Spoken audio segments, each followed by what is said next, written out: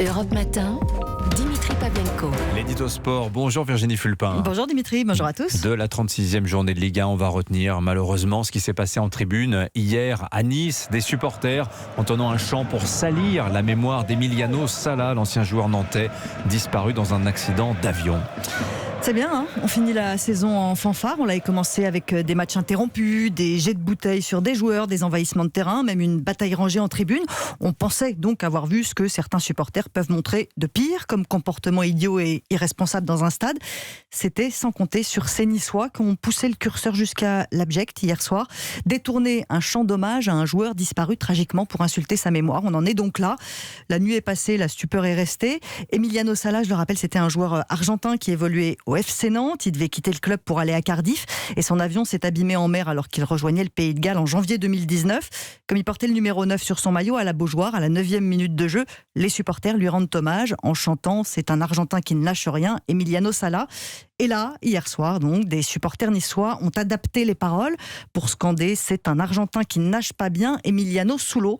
Oui, vous avez bien entendu. Alors à quel moment vous vous rendez au stade et vous vous dites que vous allez insulter la mémoire d'un mort ? Le pire, c'est qu'on ne parle pas de deux personnes isolées. Ce chant était largement audible. Donc il y a quand même une masse d'abrutis qui sont nés avant la honte dans ces tribunes parce que l'OGC Nice, le club qui supporte, a perdu contre le FC Nantes en finale de la Coupe de France. Ils en viennent à ce comportement inqualifiable le match d'après. Il y a un moment où ça ne sert plus à rien de chercher des explications, je crois. Alors, l'OGC Nice a publié un communiqué. On a entendu tout à l'heure aussi dans le journal de 7 heures l'entraîneur Christophe Galtier condamner ses supporters et présenter ses excuses. Comment pouvait-il en être autrement ? Ces supporters-là, en plus de piétiner la mémoire d'un joueur, salissent aussi l'image de leur club. Et derrière, les autres supporters niçois doivent s'excuser, se démarquer de ces gens-là. Toujours la même chose. Heureusement, vous l'avez dit, l'entraîneur de Nice, Christophe Galtier, a su trouver les mots justes. Il le fait quasiment à chaque fois. Vous n'avez rien à faire là, tout simplement. Voilà ce qu'il leur dit.